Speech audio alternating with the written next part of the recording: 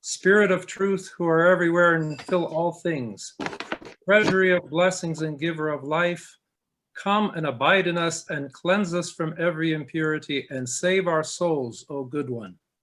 In the name of the Father, and of the Son, and of the Holy Spirit. So for those of you just joining us, as I mentioned before, Father Tom Soroka had an emergency at his parish, and he had to do a funeral this morning. So he is unable to be with us, but I will attempt to drive the bus and to be the tour guide all at the same time. And hopefully I can manage all of that so without any technical glitches. As before, we are recording these webinars, and they will be made available at a later time. And all of the materials, you should have received a link for the materials for this week's webinar. And again, if you've had a chance to print that out, that's fine. If you haven't, they'll be available for the duration of the time.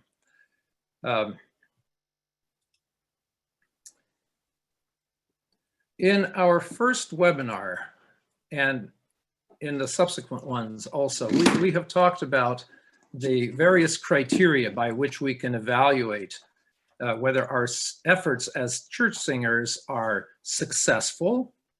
And I'll just review those briefly.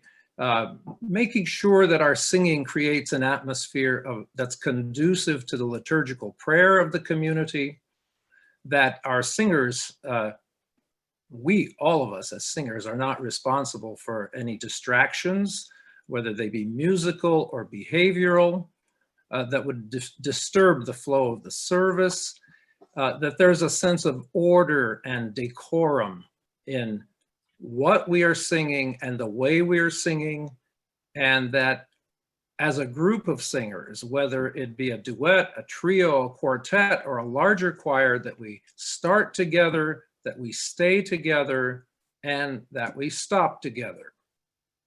And we also talked about the concept of appropriateness or propriety, that the music that we select is reflective of the content of the text and the character of the service, that the music fall within the appropriate level of difficulty for the abilities of the singers, that the words are declaimed clearly and are easily understood by everyone who hears us, and that there's a good balance of voice parts within all of those who are singing. Now, all of these considerations are to a greater or lesser degree within our control. First of all, as choir leaders, we must be aware of what our desired goals are. And those criteria that I mentioned can be the beginning of a list of goals. And then we make our singers also aware of these goals. And finally, we must do everything to create the circumstances and conditions to attain those goals. And usually for singers, that means rehearsal and practice. In other words, preparation. And that has been the central theme of these series of webinars, preparation. So with respect to Pascha, we as Orthodox Christians are certainly familiar with the concept of preparation. After all, we go through a period of the 40 days of the Great Fast as a preparation for Pascha, the Feast of Feasts. And before the fast, we have 4 weeks of preparation with special hymns and gospel readings that prepare us for the fast. And before Pascha itself, there's a great many details that a parish community must attend to in order to prepare the temple. There's general cleaning and decoration. There's preparing the vestments, the icon cloths, the lampadas, everything, so that everything is ready for the feast. At home, we clean, we shop, we bake, we cook, we color eggs, We assemble the basket of food before the Paschal breakfast, but we as church singers also have some of our own unique preparation that we must undergo in connection with our special ministry. So today I will discuss a little bit of what that preparation might consist of, and how in the midst of our busy lives, we can set aside the time and the mental and spiritual energy in order to accomplish that preparation. Now, we've already made the point several times that even before the beginning of Great Lent is a good time to review the music materials, to make the necessary adjustments. And this year, although it's hard to believe that for many of us, it's the second Pascha affected by the pandemic. Last year, in the face of uncertainty, perhaps the restrictions on the services were greater. For example, at our mission in St. Catherine last year, we were only allowed 2 singers and the live streaming crew for all the services of Holy Week and Pascha. This year, God willing, we'll have a group of 4 or 5 singers and a somewhat restricted congregation inside the church, but we will likely make provisions for people to stand in the hall and outdoors so that we can accommodate everyone. So these are some of the purely practical considerations we must consider this year. Exactly how many singers will we be allowed to have, and what music we will be able to sing for Pascha, given that particular contingent of singers. Now, in my own experience, Pascha has always been the occasion to pull all the stops out in terms of music. It's interesting, it's an interesting idiom we use, I think related to playing the organ, which of course doesn't relate to us in the Orthodox Church, but when you say pull all the stops out, that's what the organist does when he pulls all the buttons out and plays in absolutely full sound. But we do that in order to make the music extra special, extra festive.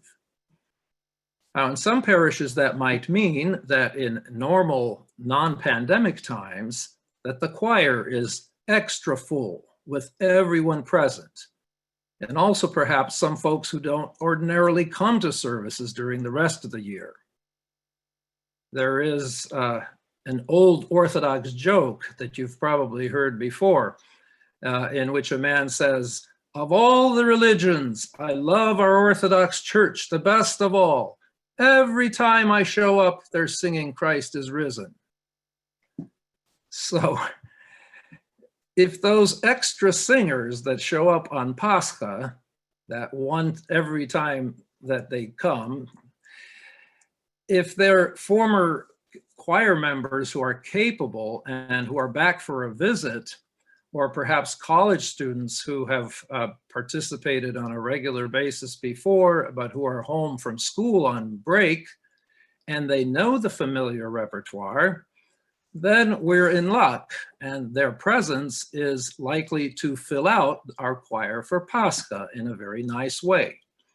If, on the other hand, these visitors are occasional people who never came to a choir practice, who only drop in order to help out in their minds on Christmas and on Pascha, I would encourage you to be very firm and tactful, but to stand your ground and not allow those singers to sing in the choir. You can thank them very politely and ask that they respectfully stand in the congregation and sing familiar hymns from there. I don't know of too many churches that have a prohibition on singing from the congregation. If you know that this is likely to be a problem, discuss it in advance with your priest so that he may have the opportunity to bring some pastoral concerns into the situation. But don't let such uninvited visitors to undermine and negate all the preparation that you and the other faithful singers have been engaging in order to make the singing as good as it can possibly be for the Feast of Feasts. Now, as I mentioned last week, at St. Catherine Mission, we typically rehearse our Pascha music as well as some Palm Sunday and Holy Week music, starting with the first Sunday of Great Lent. We have our rehearsals on Sundays after liturgy. So we rehearse starting on the first Sunday of Lent and the 5 Sundays thereafter, and leaving Palm Sunday as a kind of an optional if needed rehearsal. Our rehearsals last an hour and a half, and during this time we're usually able to review all the familiar material that we haven't seen for almost a year, and perhaps learn a few new musical selections. During Holy Week, as a rule, we do not rehearse any Paschal music, but we use the 30 to 45-minute warm-ups before every service to brush up on the needed hymns for the service that's about to happen. And this brings us to the evening of Holy Saturday.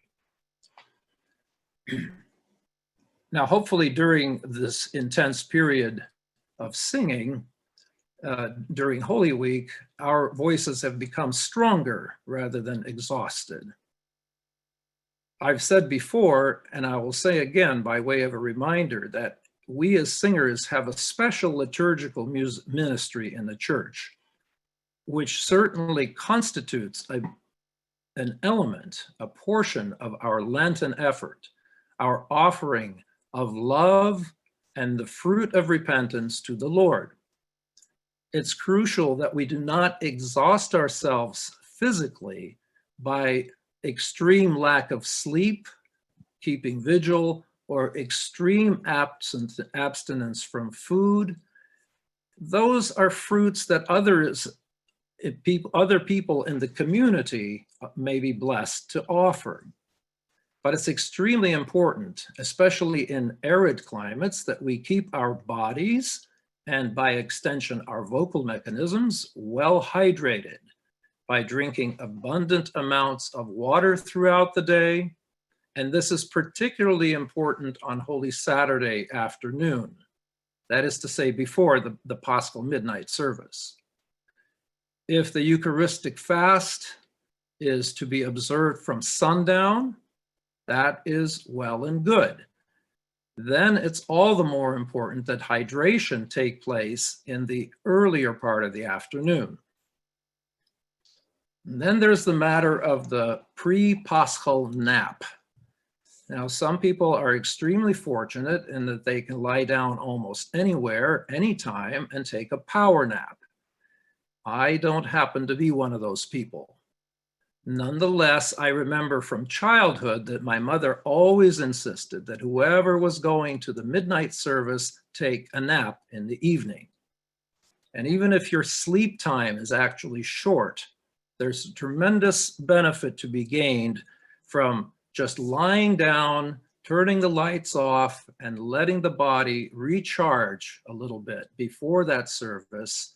And I would say it's actually pretty essential if you're a choir singer, and even more so if you're a choir director. Now, if you are a director, it's also useful to sit down on Saturday afternoon with the music of Paschal Matins and to go over the text of the Paschal Canon, which has a tremendous amount of words there that just may not be as familiar to us as some of the music that we sing during the rest of the year, to go over the Paschal Stihira, to go over some of the uncommon rubrics that occur during the Matins and during the Liturgy of Pascha. When and how many times is Christ is risen sung? At the beginning of the service, in the middle of the service, at the end of the service. What happens at the Paschal dismissal? How does it go exactly?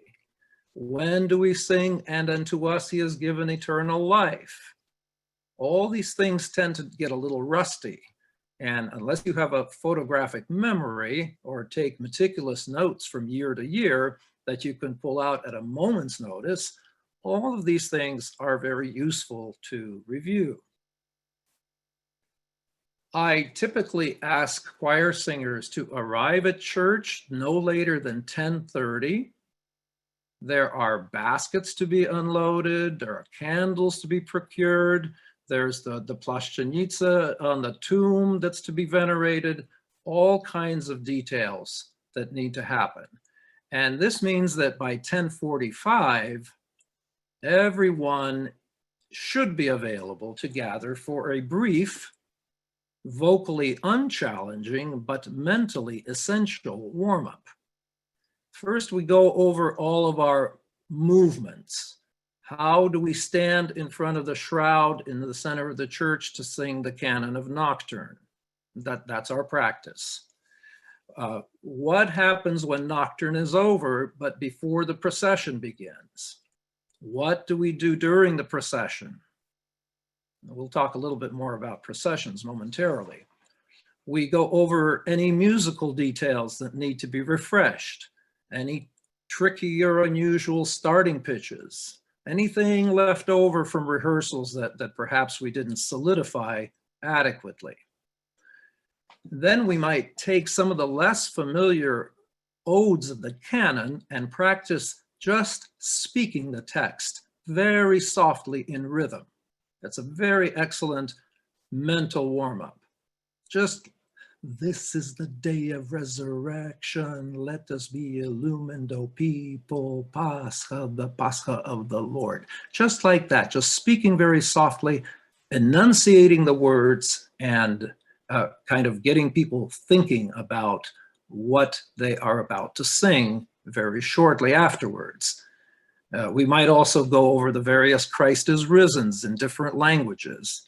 At last count, I think we had 19 of them that we sing. So these are things that sometimes don't get covered at the during the rehearsals, during Lent that we've had. So these are the things we kind of polish up on in that warm-up period. And if you are the director, I would recommend that you make a detailed minute-by-minute list of what you want to cover during this warm-up and for how long. Over the years, I've amassed several lists like that, and so it's just a matter of pulling up an old document, perhaps fine-tuning a little bit for this year's specific needs, and that way we aren't pressed for time, we're not losing track of time, and everything goes along in order. By 11:20, we are finished warming up, and we proceed to take our places in the darkened church, as I said, in front of the tomb. Now, we used to set up portable rehearsal stands so that 2 or 3 singers could read off a single stand with candles. But then the problem became what to do with those stands in that short period of time between the end of Nocturne and the beginning of the procession. It became really a logistical issue and a bit of a safety issue because black music stands in a black darkened church are a potential safety hazard.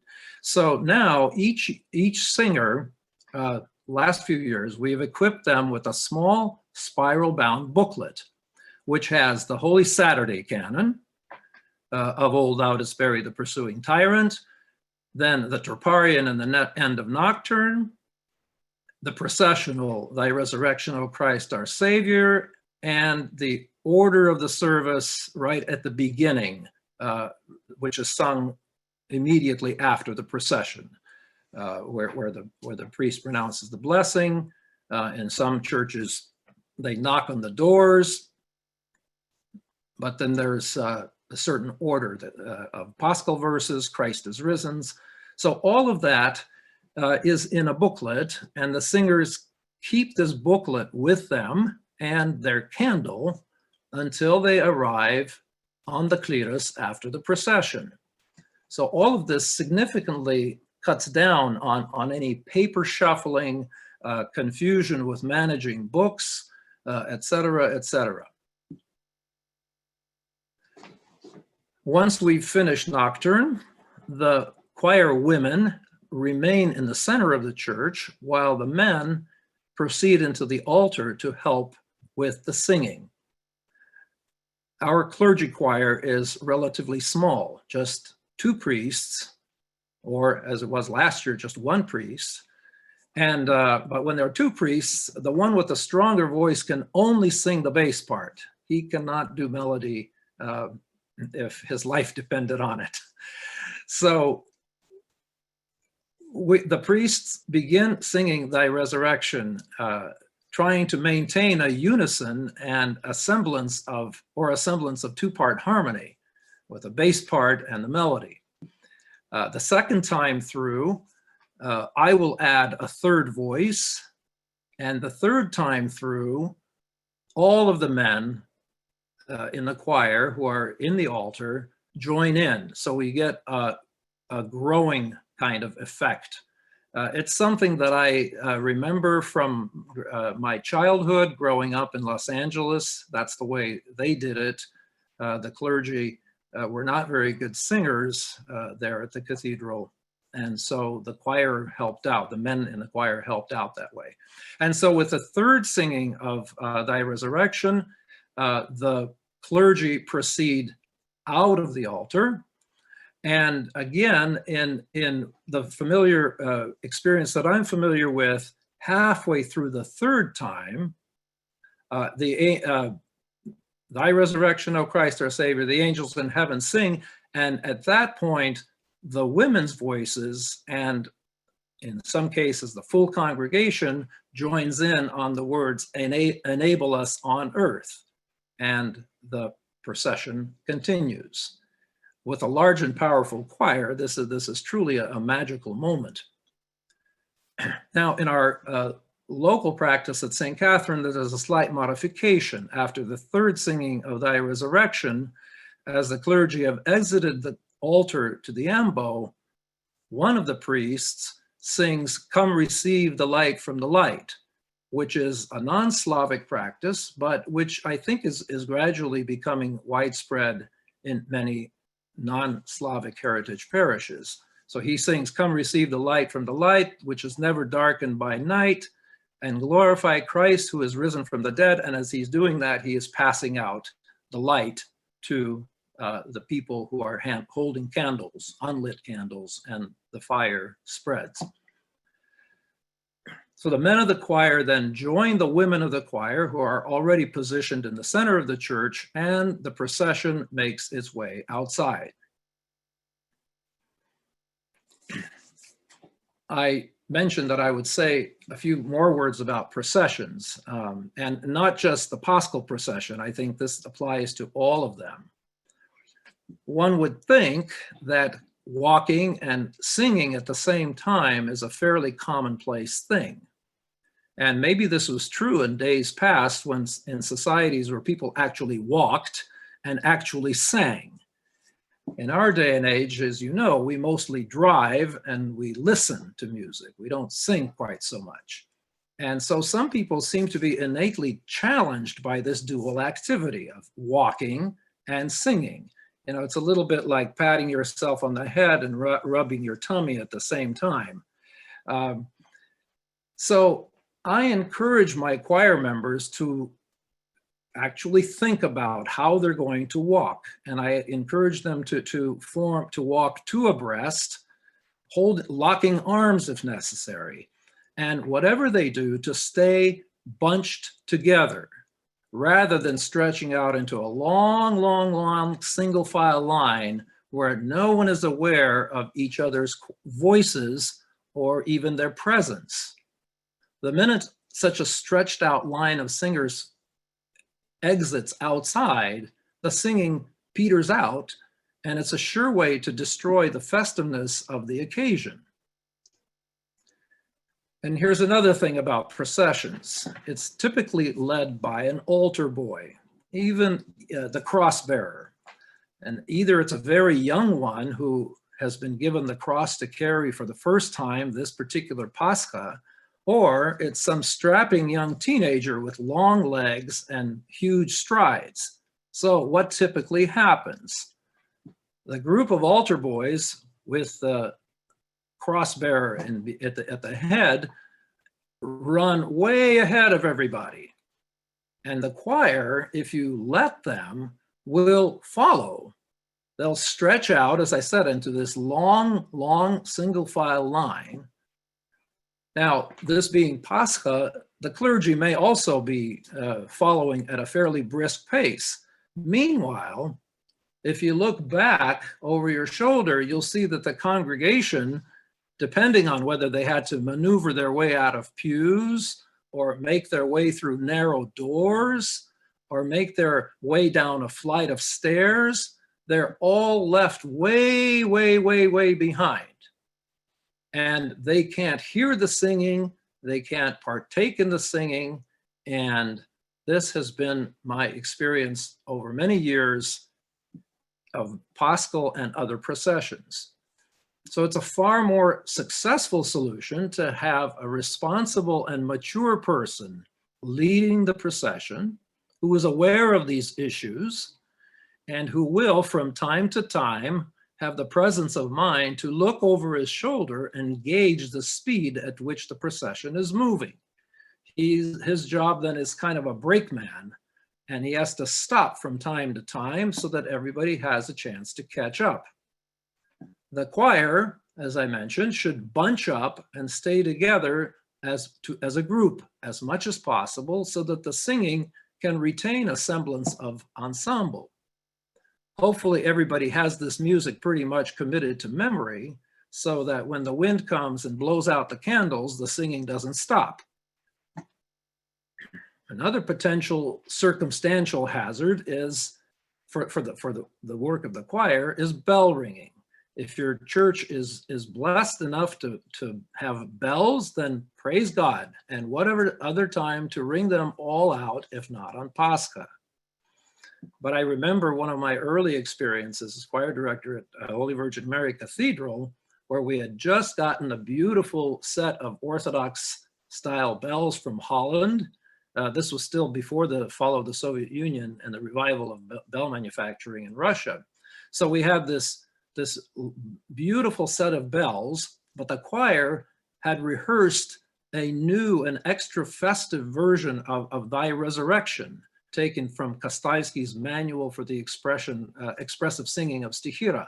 So as we had mentioned last week, he has alternative harmonizations. So instead of minor tone 6, this was in a major key, and we planned to start with the traditional Obichod version and then halfway switch to the new version. The only problem was that halfway through the procession, we were directly below the bell tower, and the only thing we could hear were the bells. So our glorious Thy Resurrection by Kastajski was a near crash and burn. And I just remember being close to passing out from stress by the time we got to the beginning of the church. And that was just at the beginning of the service. The whole service was yet to come. So this is a scenario I would recommend that you avoid if possible for all sorts of reasons. If you need to perhaps coordinate with the bell ringers to just have them ring, ring, ring, ring, ring, ring, ring, and then pause just for maybe 10 seconds, and so that the choir can get its bearings again.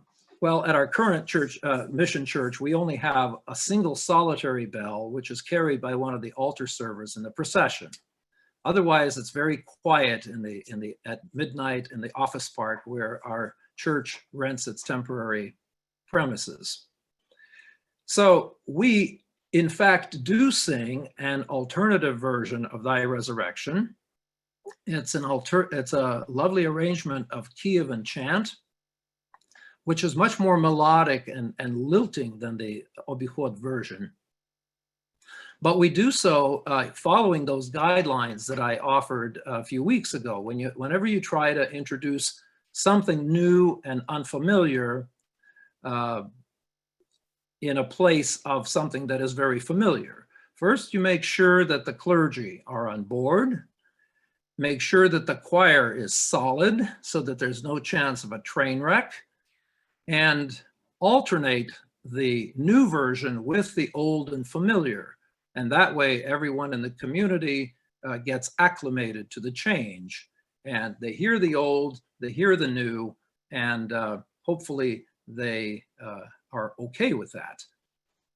So I would like to now attempt to play for you a little bit of this Kievan version that we sing in alternation with Obichod. And let me see if I can do this. I'm going to share the screen. And no, I'm not going to share the screen. I want to share. Can somebody who's adept at this sort of thing help me? How do I share the entire desktop instead of just the screen? Can someone speak up and tell me how to do this? You should have a link that tells one of the options should be to share desktop. Right. Well, in a Well, Windows environment. let's give it a try.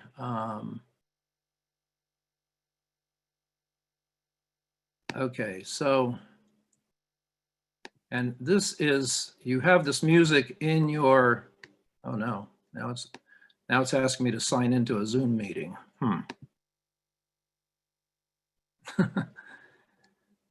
All right. I apologize for my fumbly fingers here. Can you hear that?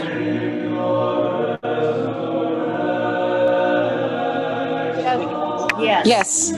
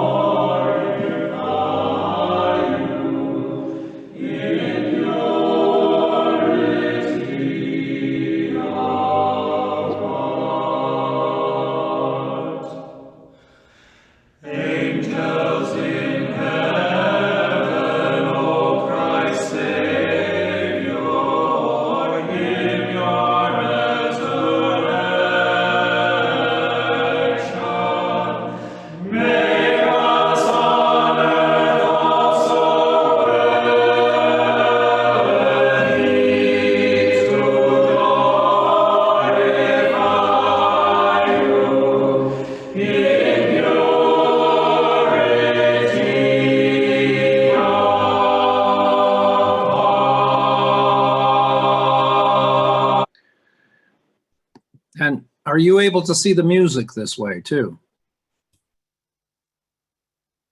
No. No, not my screen share. Audio.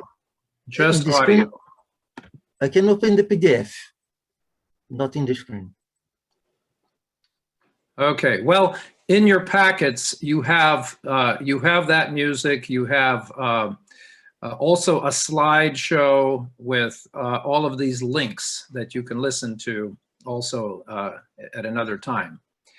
The version you heard also uses a slightly different translation, which I definitely would not recommend for something as traditional as this hymn.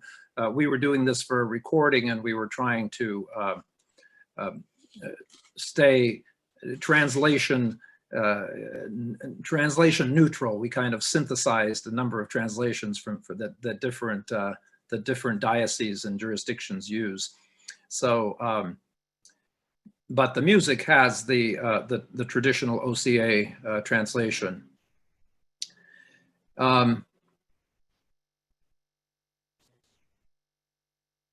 Some practical considerations for singing Paschal the Paschal canon and Paschal matins in general.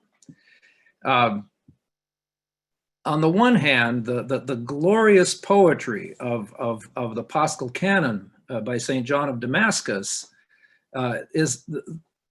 these words are something that one would love to have everybody in the congregation hear clearly and attend to and be edified by. But practically speaking, with the practice that is common with the clergy coming out and shouting Christ is risen in full voice, and the congregation shouting equally loudly in response, it's probably fair to say that the choir is outmatched here. So what to do? I typically try and encourage the singing of the canon at a very rapid pace with very crisp and clear diction, but without trying to outshout the congregation. The choir just needs to stay together and not lose their place in all of the excitement. And from time to time, whenever there is a moment of stillness between the Paschal greetings, the words of the canon will shine through. There's another thing I ask my choir members to do. I ask them to look up at the director at every Christ is risen from the dead. Every time you sing that refrain, look up and make eye contact, and also just relax a little bit during that refrain so that the energy can be gained, restarted again with the next troparion or the next irmos. As you know, what distinguishes the Paschal canon from other festal canons throughout the year is that not only are the irmi sung, but also the troparia of the canon and the refrains in between are sung. After the last troparion, the irmos is typically repeated as a katavasia. In a fully appointed liturgical singing establishment, there would be two choirs, and they would alternate in their singing at least at the end of each ode, until the end of each ode. And at that point, the right choir and the left choir would come together in the center of the church for the katavasia. That is what the Greek word katavasia means. It means to come down or going down. And it means coming down from the elevated platforms, the klerosi, or the kliri, I guess the plural of klerosi, into the center of the nave. And what this does is it not only helps preserve the voices, it allows the singers in one choir to hear the words while the other ones are singing. And it also simulates this unceasing singing of the angelic choirs, which is what we are there to imitate. I'd like to play for you an example of this type of singing. This is by the monks of Valam on a recording that was out a while ago called Day of Resurrection.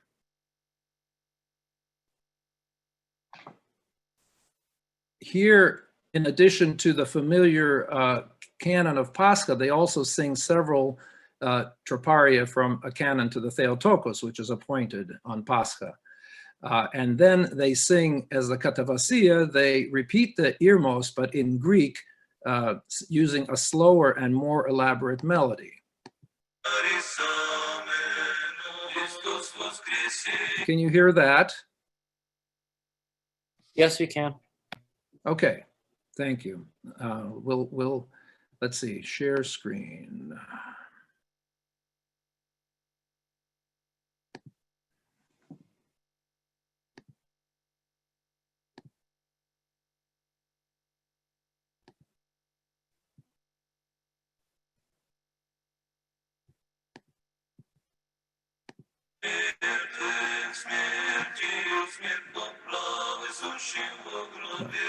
Sorry, I started not at the beginning, but at the end.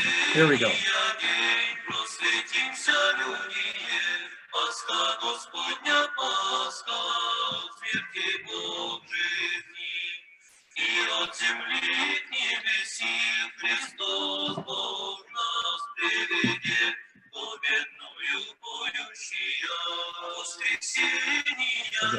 This is the other choir repeating the Irmos.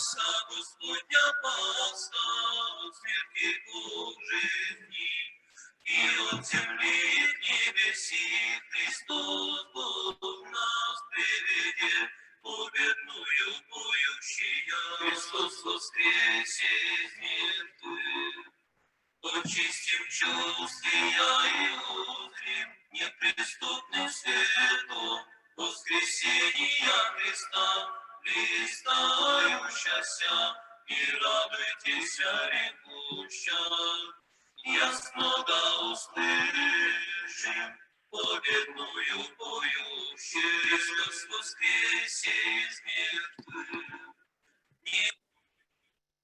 Достойно да веселятся, земля же да радуется, да празднует же мир, видимый же весь и невидимый.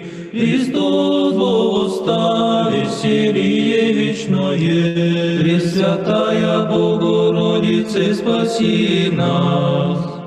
Умершления предел сломила, еси вечную жизнь родшая Христа, из гроба воссиявшего днесь, Дева все непорочная, и мир просветившего. Пресвятая Богородице, спаси нас. Воскресшего, видевши Сына Твоего и Бога, радуйся, соапостолы Богу благодатная чистая. И еже радуйся первее, яко всех радости вина, восприяла еси Богу Мати все непорочная. Anastasio semiralam printhom lai, Pascha Kyriou Pascha, egarthanato prozoim, kegis prosuranon Christos o Theos, imas die vivasen, epinikion adonta.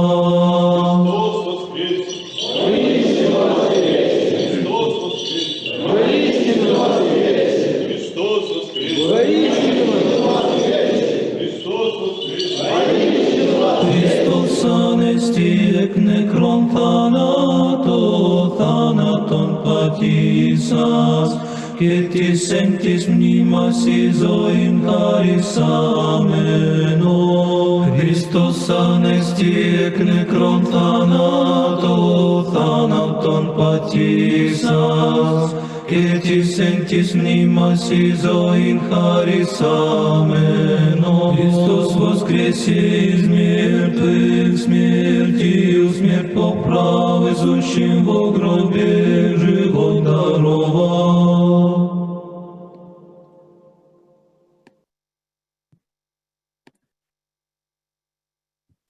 Okay, are you able to see the slides now? I did something here. Yes. See Yes. Yes, we can. Yes, okay, so this is the album from which this comes from. You can also watch it on YouTube. I think the whole thing is digitized there. It's a very interesting recording. But there you notice that they, I don't know if it's actually live, but the shouted greetings at the end are kind of reserved for the ending, and it sounds a little choreographed there. But one thing I'd like to say a few words about in connection with the Paschal Canon is about the little litanies that are prescribed to be sung after every ode of the canon. Once in a while, you will encounter, well, shall I say, tendencies on the part of some clergy who, wishing to shorten the service, will want to omit these seemingly repetitious litanies. Now, liturgically, I cannot tell you exactly why the compilers of the Paschal Matins, whoever they were, included all those litanies. But I can tell you from a practical standpoint as a singer and a choir director, I know exactly the reason. And that is because they serve as a brief vocal and mental respite in the midst of what would otherwise be a full half hour or more of continuous, nonstop, rather high energy singing. And I can tell you from personal experience, singing Paschal Matins one time in a new mission with a young priest who said, no litanies. And at around the fourth ode, I frantically sent a note into the altar, please, Father, a little litany, we need a break. Each litany takes about 25 or 30 seconds. I timed it. So the net increase in the length of the service is about 4 minutes. But during those 25 or 30 seconds, the singers have an opportunity to relax and recharge a bit, enough to resume the canon with renewed vigor and energy.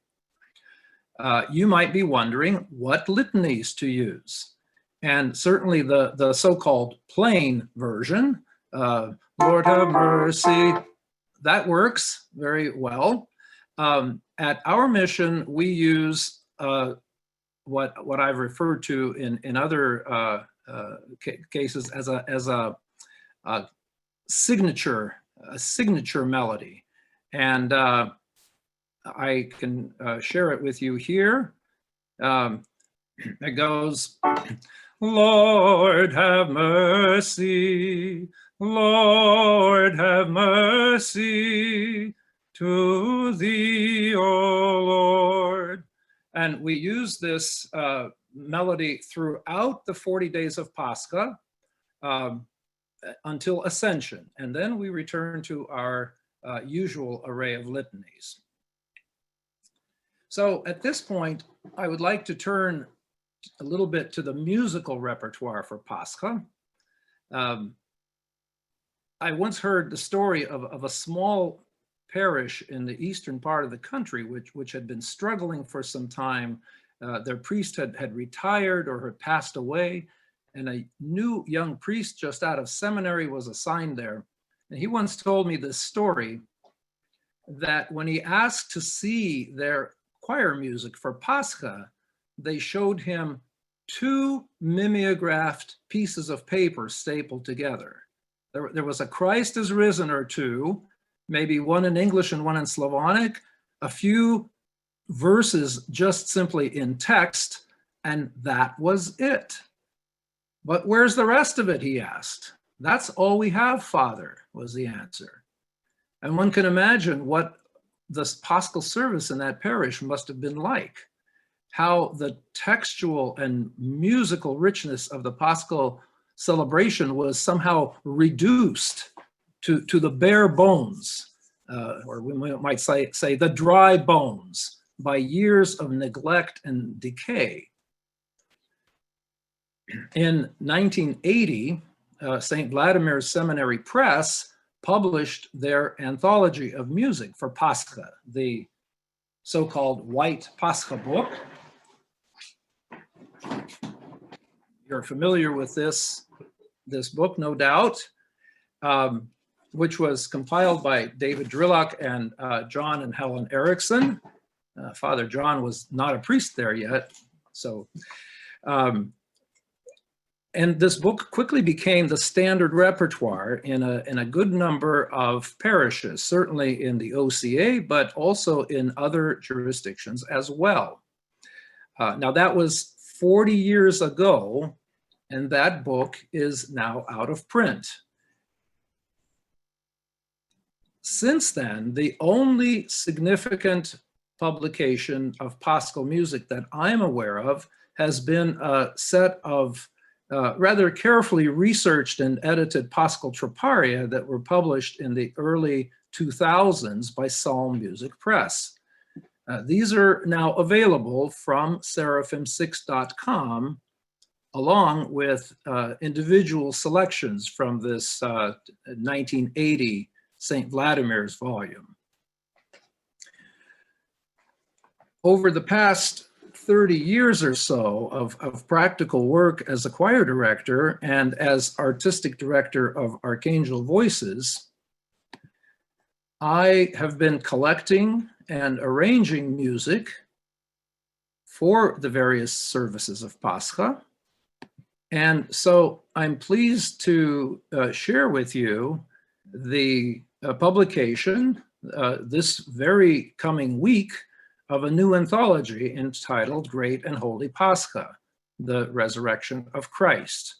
Can you see that on the slide?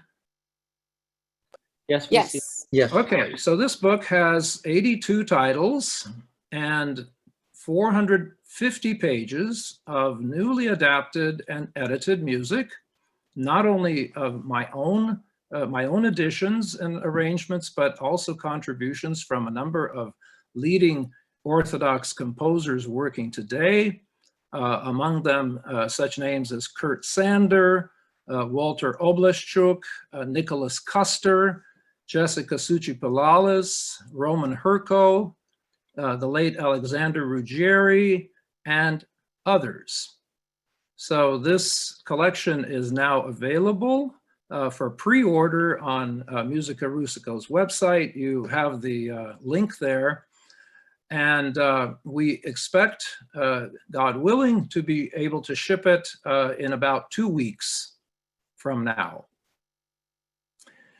And I've already mentioned a couple of the selections that are included in this book. The Resurrection, Thy Resurrection, O Christ our Savior, that we heard at the beginning, the litanies that we sing. And what I'd like to tell you now a little bit more is about some of the highlights of this new anthology and how you might find them useful, not only in this year, perhaps, but also in years to come.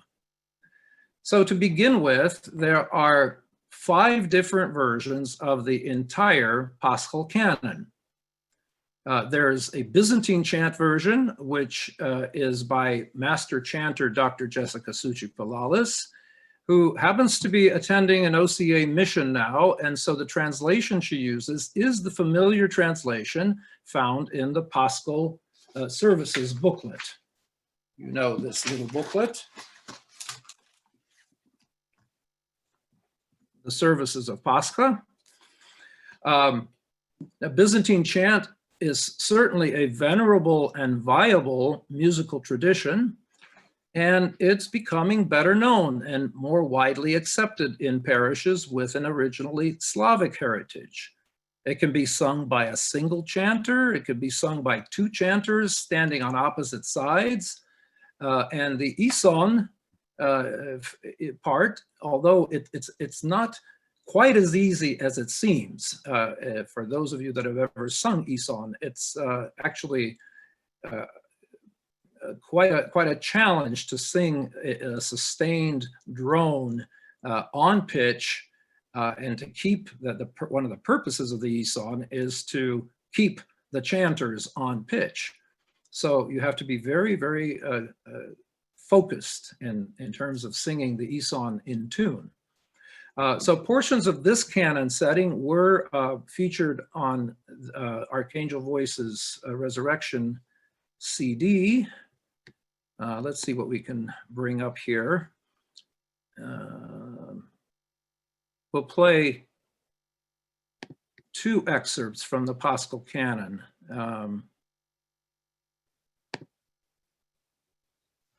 This is the day of resurrection, let us be in Rome and go That's not people. this. Pascha, the Pascha of the Lord, for from death to life and from earth to heaven has Christ God led us, as we sing the song of victory. Christ is risen from the dead. Let us purify our senses as we shall see Christ shining in the unapproachable light of his resurrection. then we have the Byzantine. This is the day of resurrection. Let us be illumined, O people. Pascha, the Pascha of the Lord. For from death to life and from earth to heaven has Christ gathered us as we sing the song of victory. This is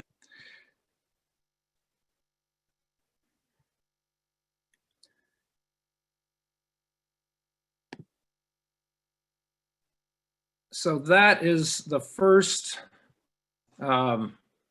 setting of the canon there that you find in this book. And let's see, my screen is refreshing. Oh yes, there you also have the table of contents in of the full collection, which you can study later. But what I wanted to show you is the second version of the Paschal Canon. And this is a melody called the Russian Greek chant, which is the same melody that you heard. Okay, here it is. All right. This is the same melody that you heard sung by the Valam monks. It's very practical for if you have a limited number of singers. And the notation has basically the melody and the bass part, but it also contains instructions for singing with a larger number of parts if the singers are available. Let's say you have an all-male contingent capable of singing 3 parts harmony, or an all treble contingent of ladies' voices. If you're familiar with the books published by St. Tikhon's Press, I have them on the slide here. I'm hoping you're seeing this as I switch from screen to screen. Somebody's nodding their head, thank you. A few years ago, St. Tikhon's Press published the Divine Liturgy, compiled and edited by Benedict Sheehan. And this contains all the melodies that you could ever need for singing a liturgy throughout the liturgical year. It has all the unchanging parts, all the changing parts, Troparia and hymns to the Theotokos and communion hymns. So arranged for singing with 2 parts or more. And in the preface to that book, there's a detailed explanation for how to do that in 3-part harmony if you have it. And just a few weeks ago, they published Great Vespers, also in that same format. And there are other collections that will be prepared, such as for matins and for various feasts. So I commend those books to your attention.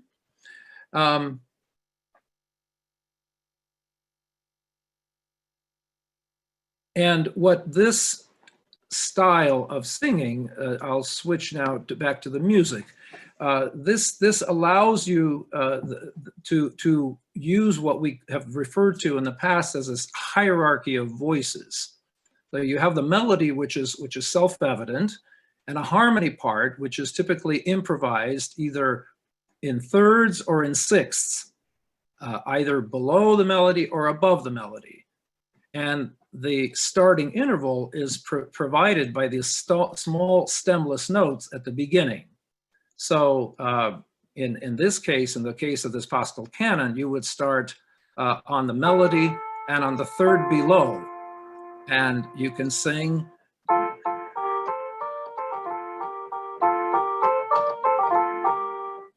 and so forth. And the bass part, which may or may not be self-evident, is notated here for the benefit of those singing bass. And theoretically, one could also add a filler part and get 4-part harmony if you have the voices. But if you do have a larger choir, then you will find the full four-part arrangement of the Paschal Canon, which again, we heard a little excerpt from this on the recording that we played. So that all is in the book.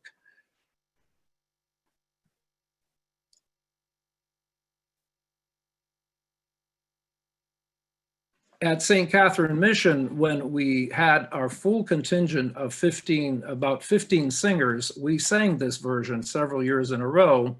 But in the last few years, as our choir has gotten smaller, we have switched to singing another version of the canon. And this is the so-called abbreviated Greek chant. And here you see a little sample of that. I was not able to find a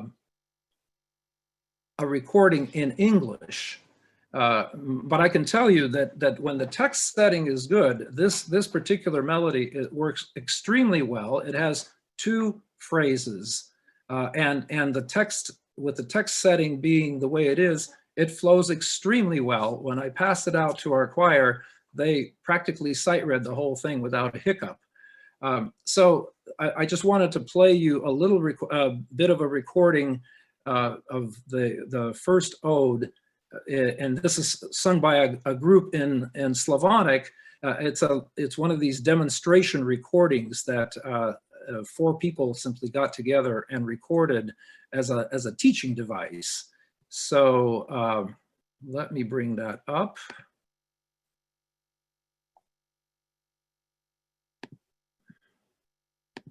Воскресенья день, просветимся, люди, Пасха, Господня Пасха, от смерти Бог жизни, и от земли к небеси Христос Бог нас приведи победную поющая. Христос воскресе из мертвых, очистим чувствия и узрим неприступным светом воскресения Христа блистающаяся, и радуйтесь, рекущая, ясно да услышим победную поющую. Христос воскресе из мертвых.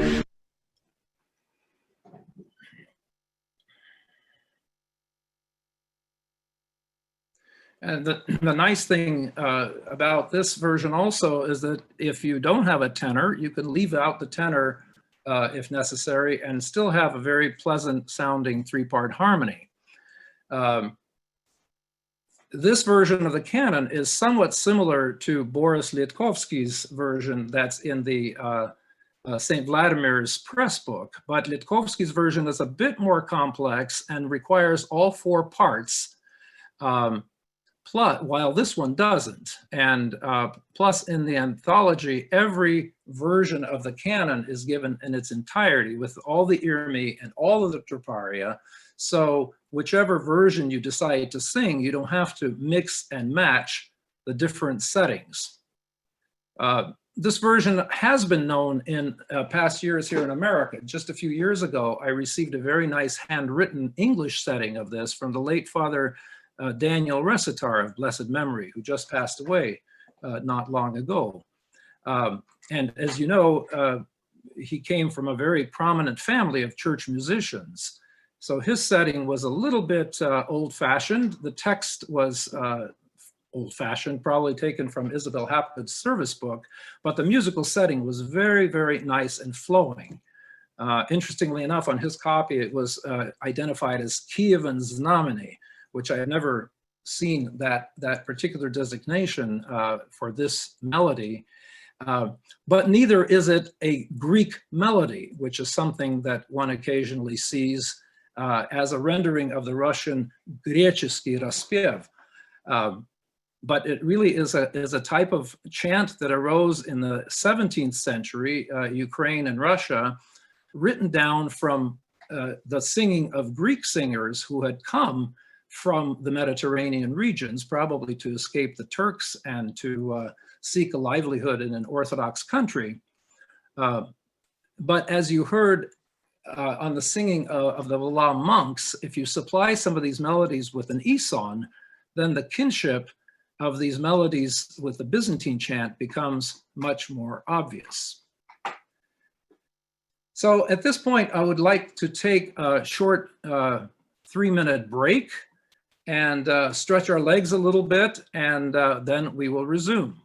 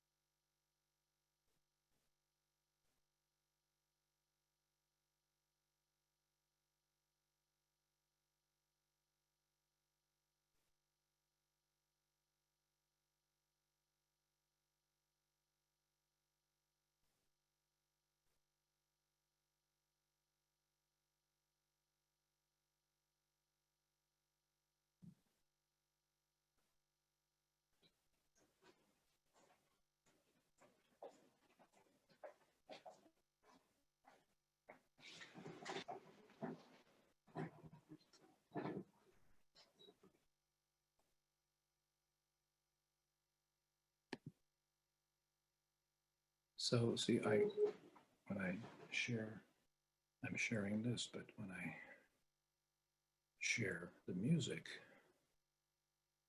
it doesn't come through.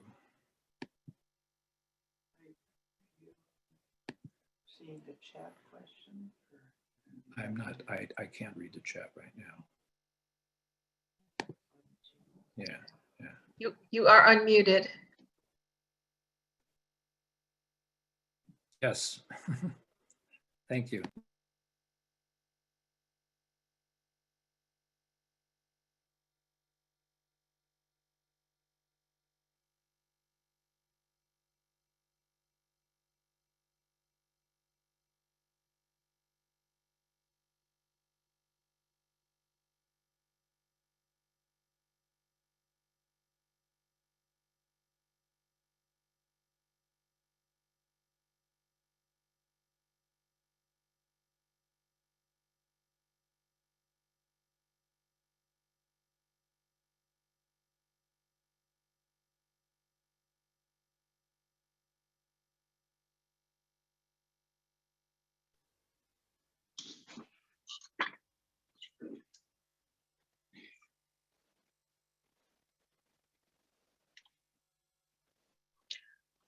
Dr. Morosan, you're muted.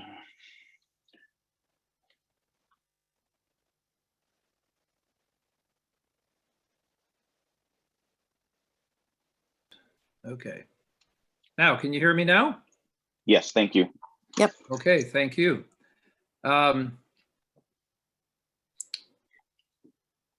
So there is a 5th version of the Paschal Canon found in our anthology, and that's none other than the one adapted from Bakhmetiev's Abihod of 1869. Oddly enough, it's a version that one is not very likely to hear anywhere in Russia these days, nor to find even published in musical notation on the numerous websites that have cropped up in recent years.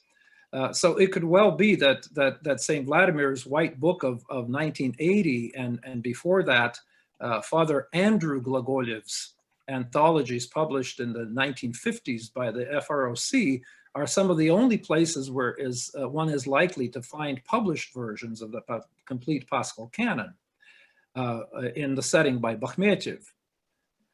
But this is very likely the version that many of you have been singing over the years. And I have also sung it and directed it numerous times over the years in different parishes.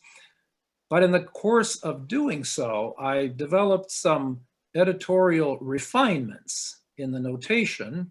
And in this edition, I share these refinements with the user. Now, if we look, I'm showing you a couple of pages from the St. Vladimir's book, and what you see in this version are these very prominent bar lines. For example, let us purify our senses, bar line, and we shall see Christ, bar line, shining in the unapproachable light of his resurrection, bar line. We shall clearly hear him say, rejoice, bar line.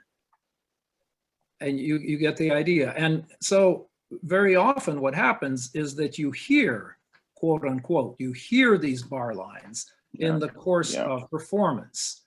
I'd like to play for you a recording of, this is a choir of, very fine choir of St. Mary's Cathedral in Minneapolis, directed a few years ago, as it was, by Deacon, now Father Gregory Ely.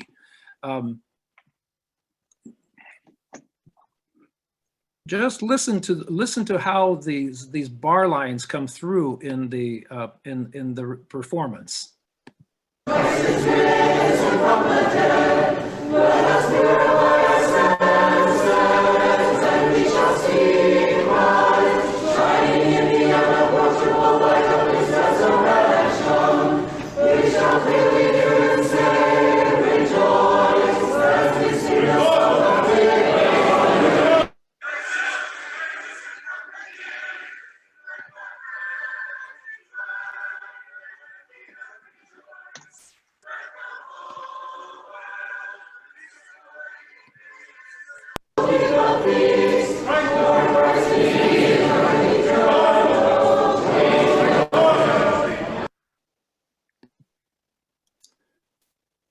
Now, in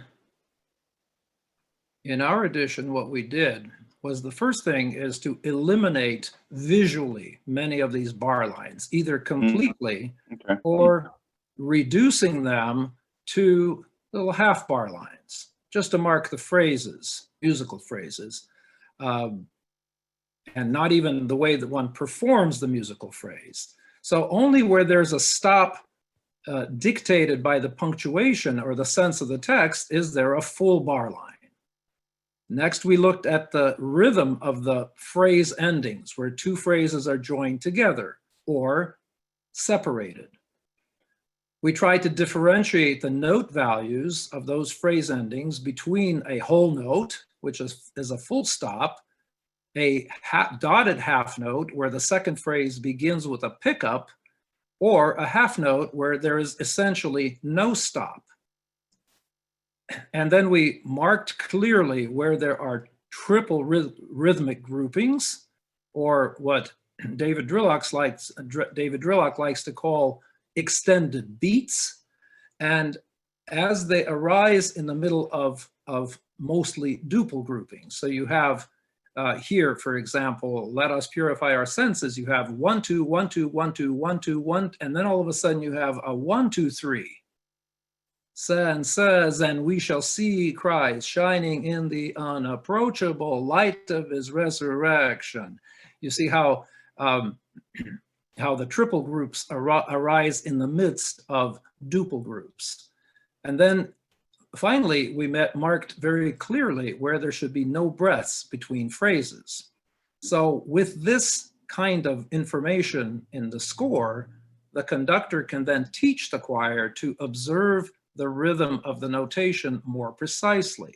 So a half note then is exactly twice the length of a quarter note, and so forth. And all of a sudden, when you apply this technique, Bakhmetyev's canon, even Bakhmetyev's canon, begins to dance as the natural rhythm of the text takes over. Let me just illustrate how this would go. Let us purify our senses, and we shall see Christ shining in the unapproachable light of his resurrection. We shall clearly hear him say, rejoice, as we sing the song of victory. Christ is risen from the dead. And then the second troparion, as soon as it stops scrolling. Let the heavens be glad and let the earth rejoice. Let the whole world, visible and invisible, keep the feast, for Christ is risen, our eternal joy. The other editorial change we made is in the refrain.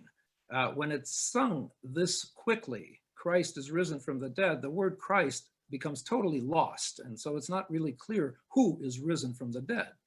In this version, it's very clear that Christ is risen from the dead.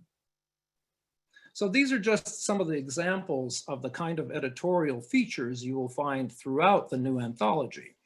They're designed to make the notation clearer and easier to use.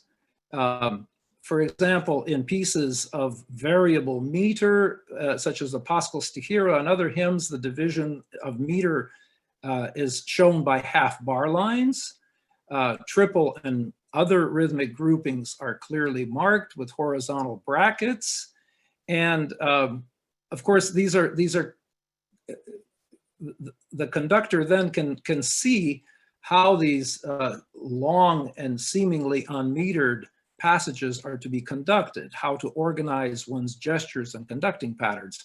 Now, these are of course complex questions, and we cannot possibly cover them in our short webinar, but at least the tools are there provided for you. Following the Paschal Canon, you will find 6 settings of the Paschal Exapostolarion.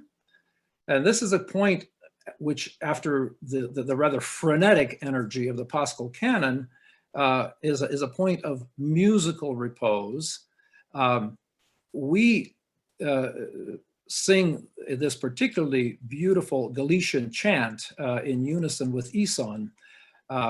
But you will also find a Byzantine chant version, a version for trio of women's voices by Kurt Sander, a 4-part arrangement of this same Galician chant by Walter Obliszczuk, and then 2 more choral arrangements.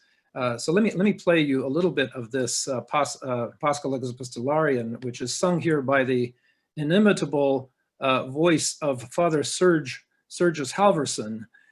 In our use, we have the women sing this over the Ison in the men.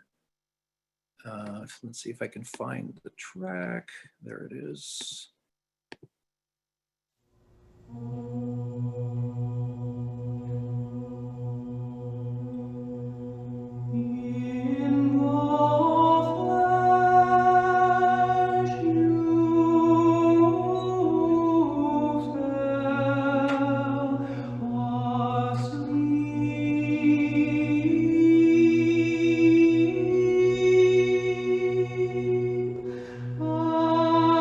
As a mortal man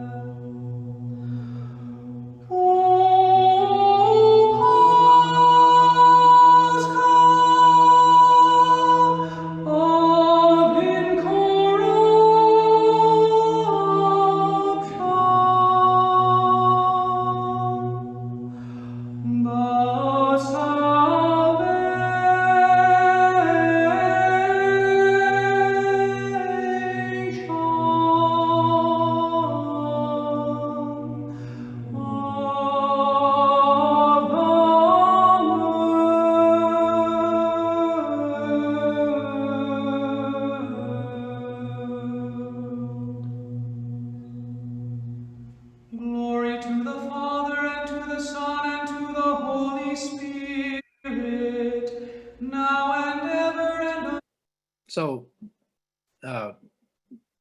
as I said, we sing this chant version by the ladies' voices, and then then we repeat the Exapostolarian 3 times using a Walter Oblishuk's choral arrangement of the same melody, and then another setting.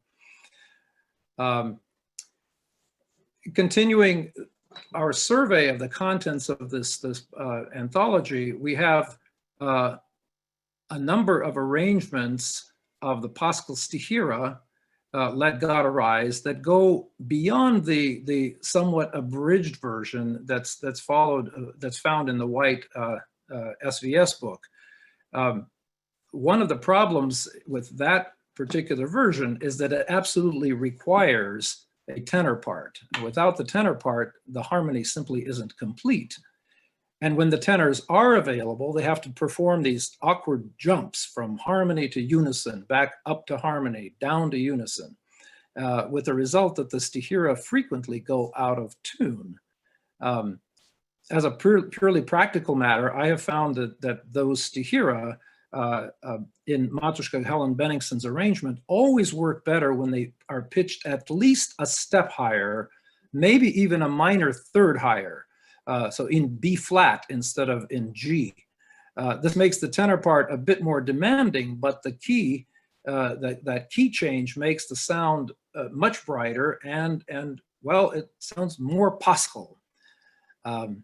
But in our new anthology, you will find no fewer than 7 versions of the Paschal Stihira.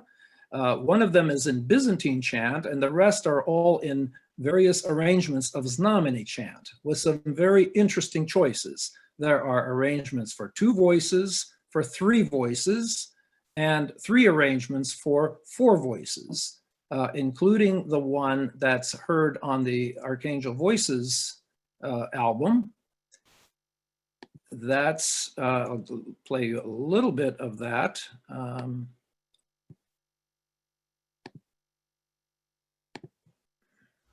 Let God arise and let his enemies be scattered.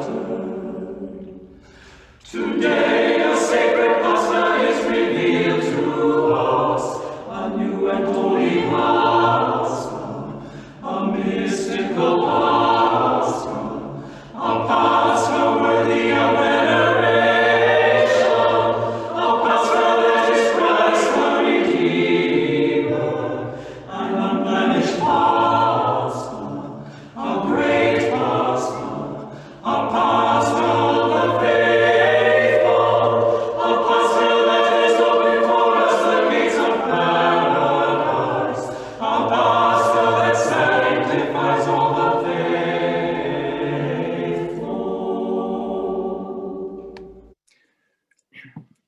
There's one version that I personally find the most fascinating. It's one that comes from a 17th century manuscript of the Kirilo-Belozersk monastery in Russia. And this is sung by a group of nuns in the Novotifinsk monastery in the city of Yekaterinburg, Russia. It's performed with Ison here, and it's been transcribed in our anthology. You see the music there on your screen, and listen how these nuns sing it. Pascha,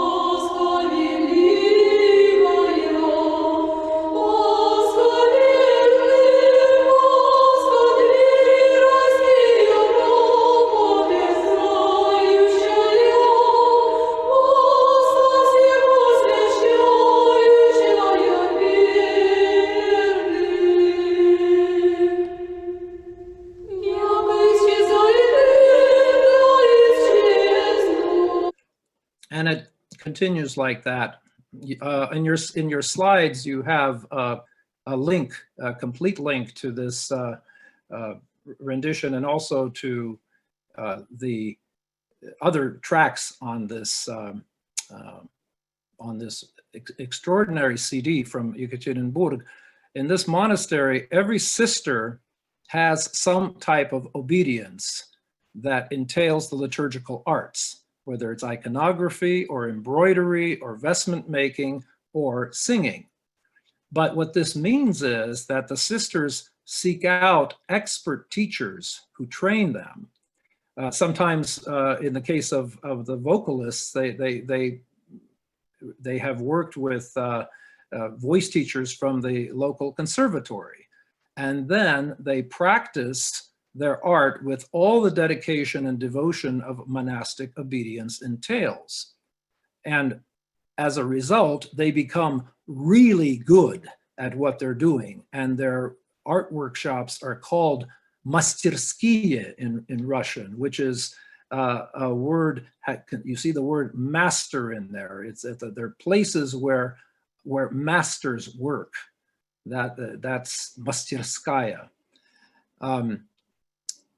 The other arrangements, all the other arrangements of Znameni chant are more complete, more melodic than the abbreviated melodies that are found in the Obichod versions in the SVS book.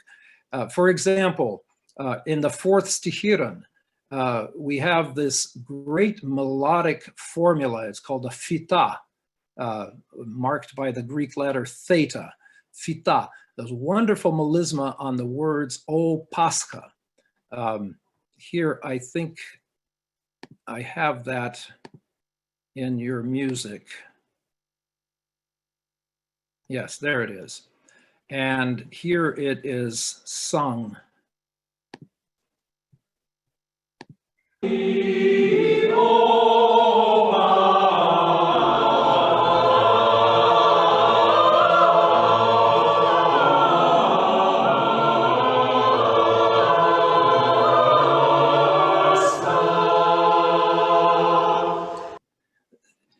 In liturgical chant, this is one of those master strokes that composers use to highlight important words.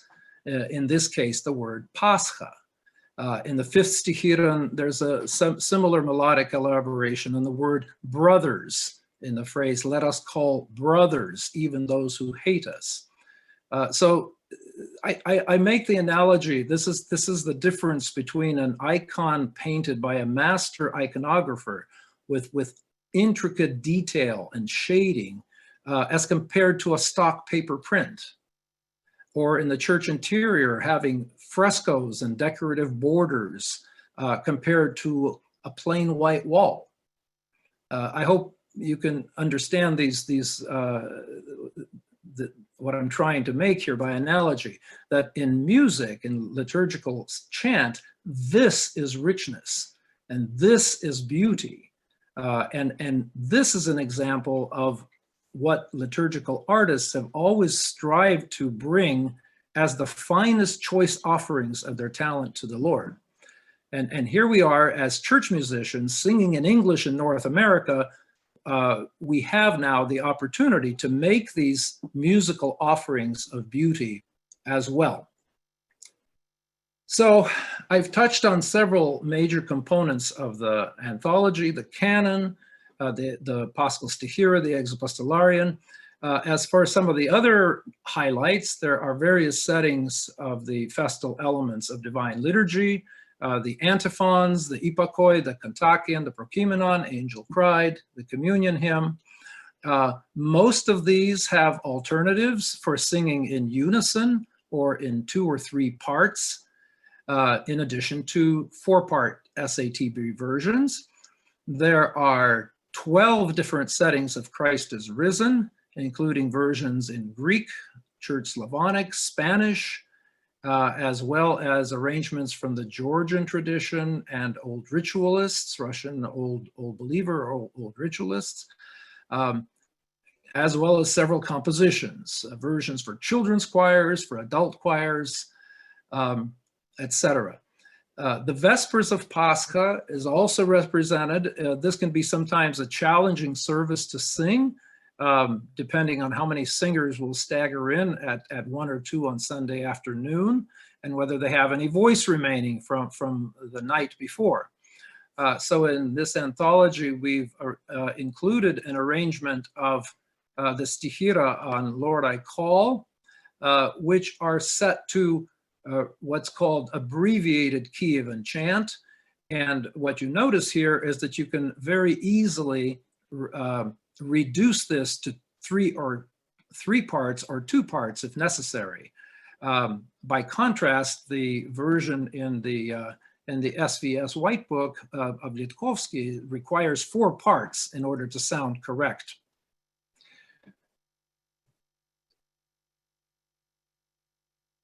There's a section in the anthology of miscellaneous unchanging hymns, and this has such things as Having Beheld the Resurrection, several settings of Gladsome Light, and all those litanies that I mentioned earlier.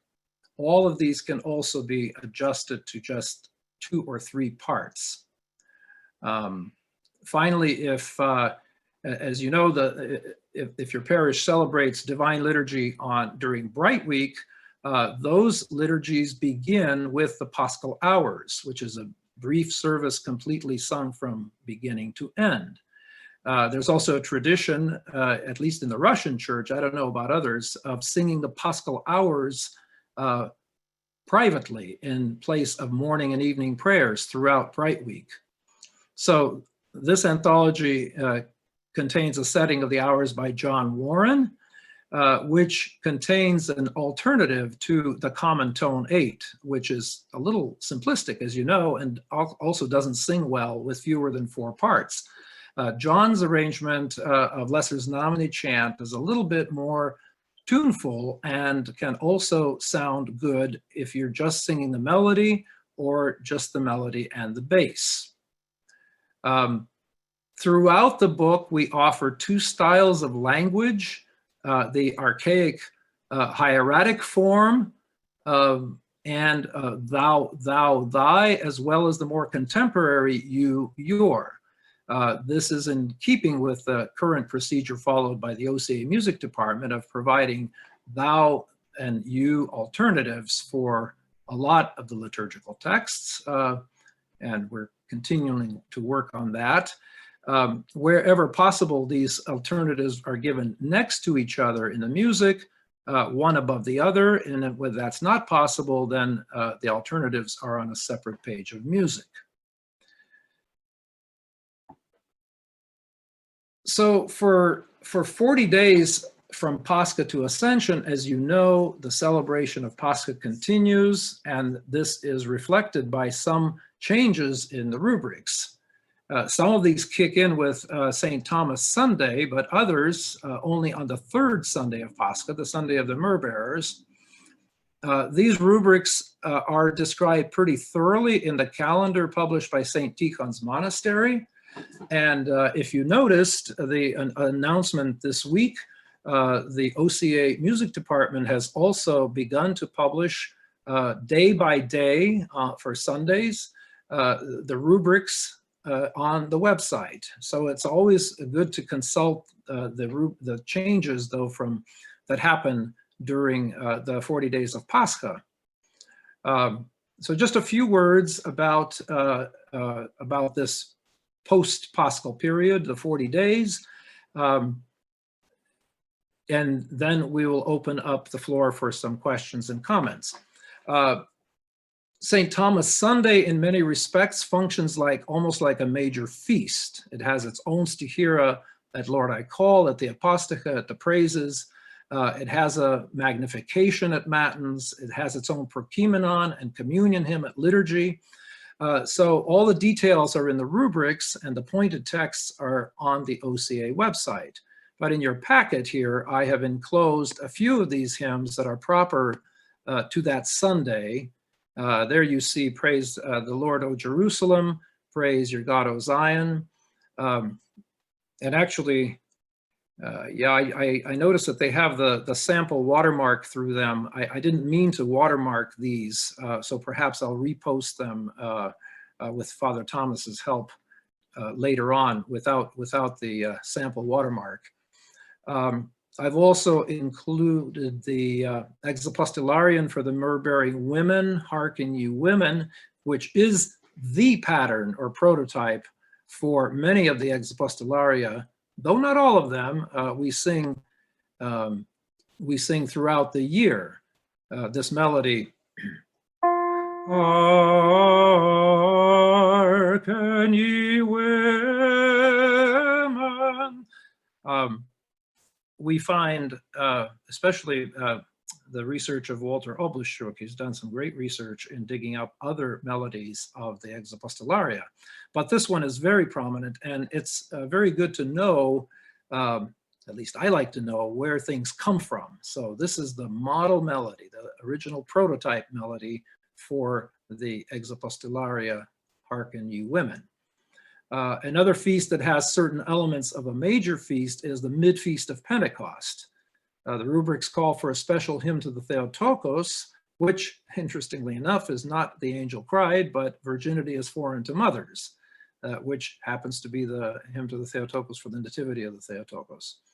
And this also has its own communion hymn. He who eats my flesh and drinks my blood abides in me and I in him. So there are a couple of settings of that in your packet. And let's see. And in a previous session, I mentioned that from the pre-Lenten Sundays to Palm Sunday, we had all of our materials organized in a spiral bound notebook, since these remain largely the same from year to year. And I was asked by someone to list out the contents, which I'm sorry, I did not have a chance to do for the Lenten Triodian. I may still do that at some point. But for the season of the Pentecostarian, we have a similar notebook that we use for all the special hymns from St. Thomas Sunday to the Sunday of All Saints, with the exception of Pentecost. So here's our book. And as you can see, it has dividers here along the side, which flows very nicely in the second Sunday, third Sunday, fourth Sunday, etc. And in your packet, I have actually given a table of contents. Let's see. This got a little confused at the end. Well, I thought I did. Again, I will have to verify this, that these reach you, because I know people asked about it. On the Sunday of Pascha, our parish traditionally has a Paschal picnic at a nearby park, and one of the highlights is the singing of Pascha carols, with about 100 people making a very joyful noise to the Lord, indeed, as the antiphons call us to do. So 3 of these carols are included in the anthology, and I'd like to wrap up our session by singing a verse or two of a few of them. So here you can follow along, just mute yourself and make sure you're muted and sing along. Filled with gladness, let us sing. From our mouths let praises ring. Young and old in one accord, as we proclaim the risen Lord. Christ is risen from the dead. Christ is risen, risen from the dead. Trampling down death by death, trampling down death by death. And on those in the tombs bestowing life. Sorry, we kind of jumped over a verse there. I will lessen the magnification so you can see more of the page. Anyway, and that goes on like that. That's a very popular melody. And then we have this melody by it's actually a hymn written in Serbian by St. Nikolai Velimirovic, and goes like this. Come, all you people, lift up your voices. Christ God is risen, let us be joyful. Come, all you people, lift up your voices. Christ God is risen, let us rejoice. Come, every nation in jubilation. Christ God is risen, let us be joyful. Come, every nation in jubilation. Christ God is risen, let us rejoice. And that goes on for several verses. And finally, we have a lovely and very fun kind of Russian, Belarusian, Ukrainian, which in Russian is called "Не шум шумит, не гром гремит, Христос воскрес, Сын Божий." So it's not the sound of thunder, it's not the sound of noise, but it's the Son of God is risen. So we wrote some new words for this. What's all the noise? Why the excitement? The Son of God is risen today. Christ is risen, therefore let us all say, the Son of God is risen today.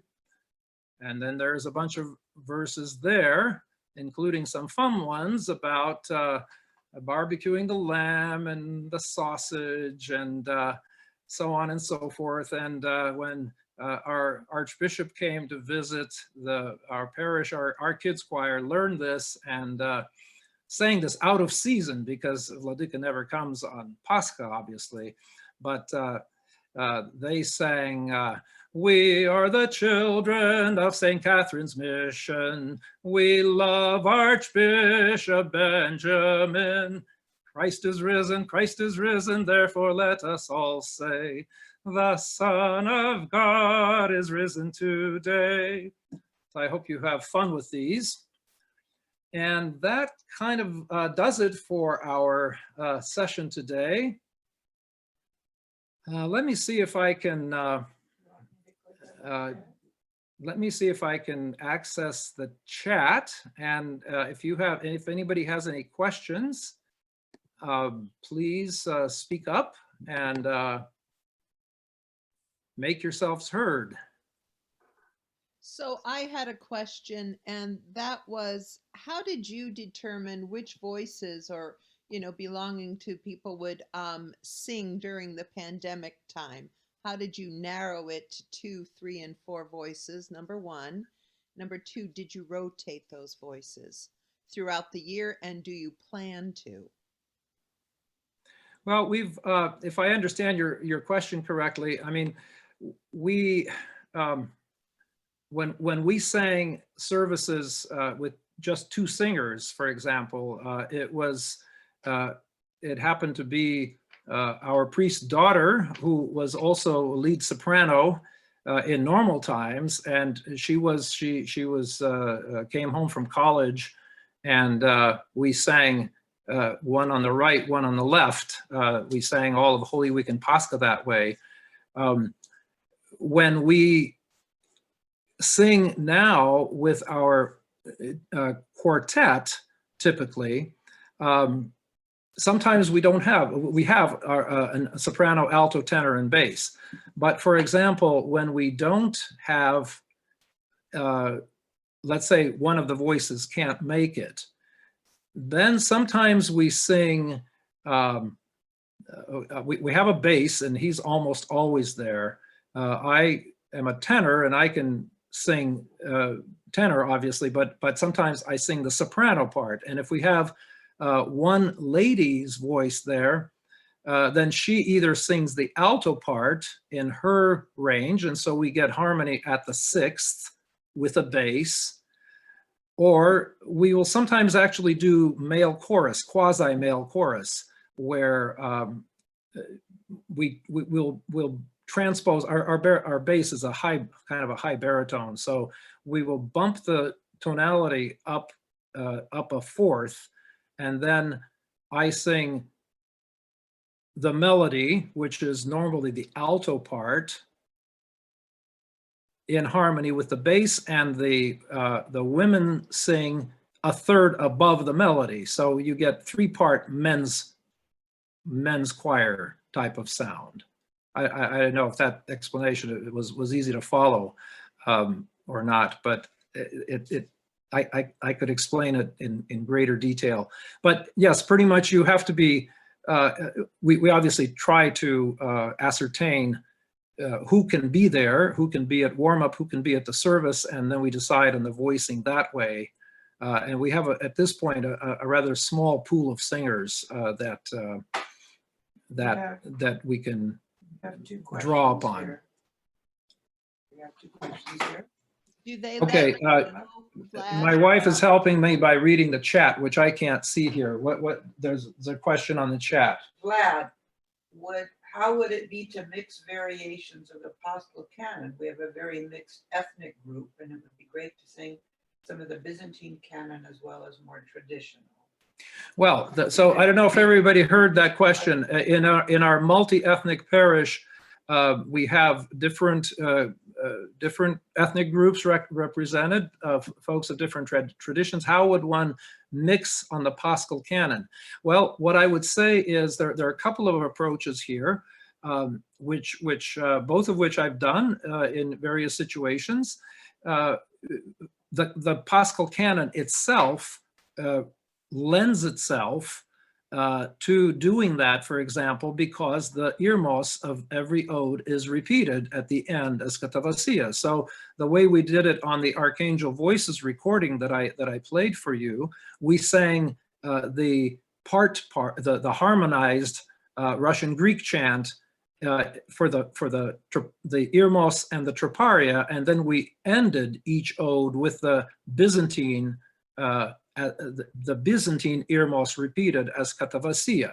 Or you can do it for one. Or you do, or in another parish I did, what we did was we did ode 1 in harmony and ode 3 in Byzantine style, ode 4 in harmony, ode 5 in Byzantine style, etc. It depends on kind of how flexible your singers are and how you can see the best way to do that. But because the canon is so extended and contains a certain amount of repetition, that's how you can combine different styles and traditions. Here's another one.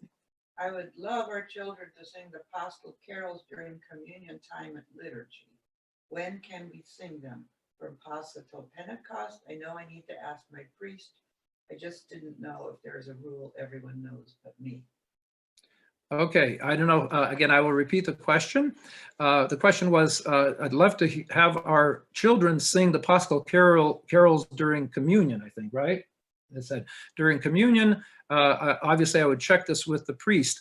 Now, the question of carols, which are essentially paraliturgical hymns, singing them at communion, I would say that that's definitely something you'd want to discuss with your priest. And I personally would not recommend that, simply because during communion, we're still in the service. We're still in the liturgy.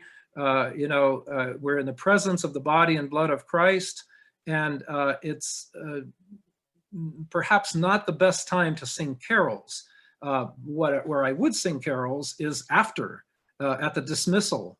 Once the dismissal has been given and we've sung, and unto us he has given eternal life, then by all means, I know we did this year with Christmas. In fact, Father Andrew came out and encouraged us to sing carols, because we didn't have our usual Christmas carol sing with the whole community. Either before Christmas or after Christmas. So we did carols after the dismissal, but in the church, in the temple. Again, because of logistical problems. Normally in our parish, we sing carols at other times of the year as well. We have some carols to the Theotokos. Of course, we have carols to St. Nicholas, Christmas carols, and these Pascha carols. We sing them after the service in the hall, oftentimes during the agape meal.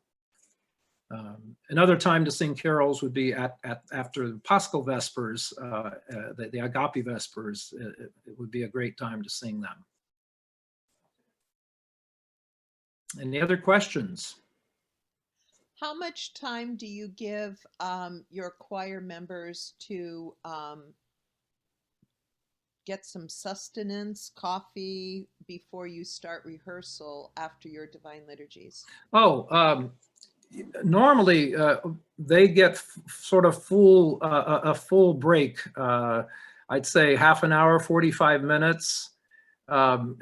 We typically have a full lunch after, so that we just ask the choir members to be first in line, and so everybody can sort of eat and digest, or at least chew their food and swallow it before they have to go to choir practice. But so if liturgy's over, usually around 11:45 or 12, we don't start rehearsal until 1 usually. And then we go for an hour and a half. Some of us are still late. Yes. I'm sorry? I said some of us are still late to rehearsal. Oh, yeah. Well, that's a different problem. Yes. Yeah, but it's Food is just that good. People need time to recuperate before rehearsing.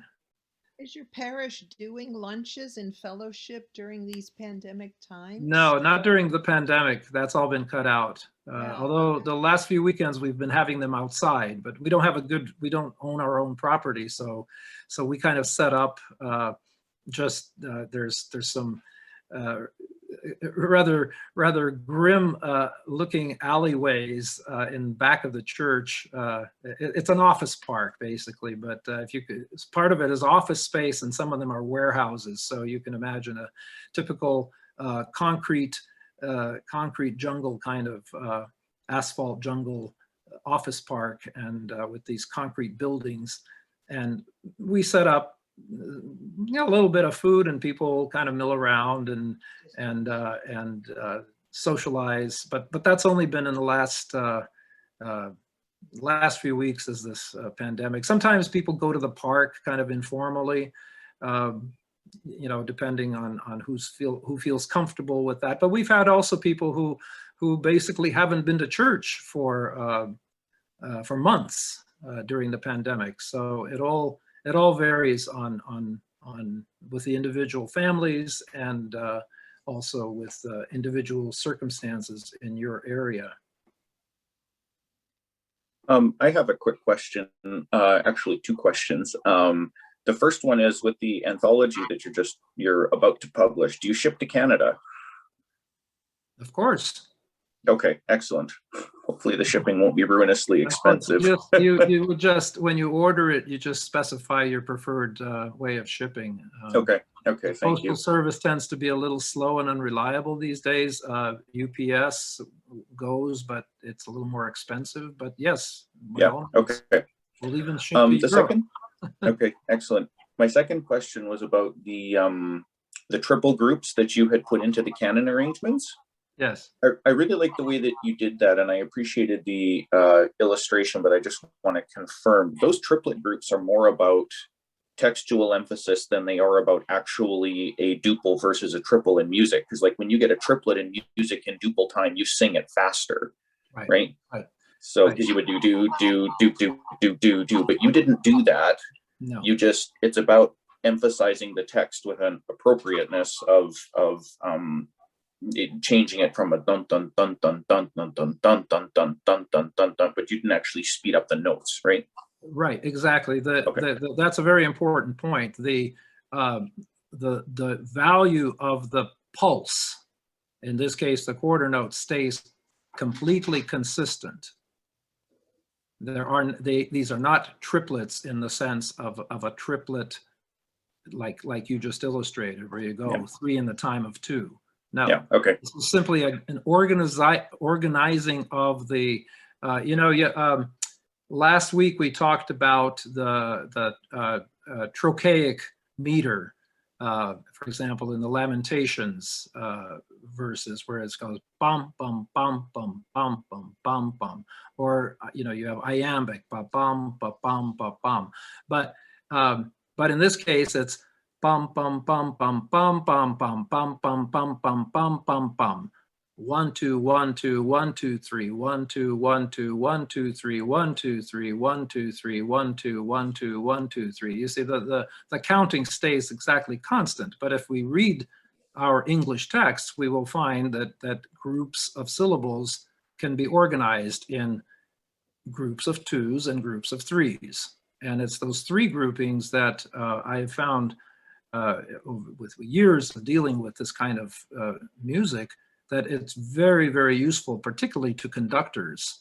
And I've shared this with conductors who are not Orthodox by background, who have never seen this kind of music. And they find it very interesting and useful to use this kind of notation. Mm-hmm. Yeah, somebody posted in the chat calling it an Orthodox triplet. It may not actually be a bad it's analogy. not a triplet, though. Very, very important that we don't treat it as a triplet. Yeah. I think our session is about to expire on Zoom. So once again, I want to thank you all for coming. This has been a very, very inspiring undertaking that the music department has done with Father Tom Soroka's guidance and kind of vision.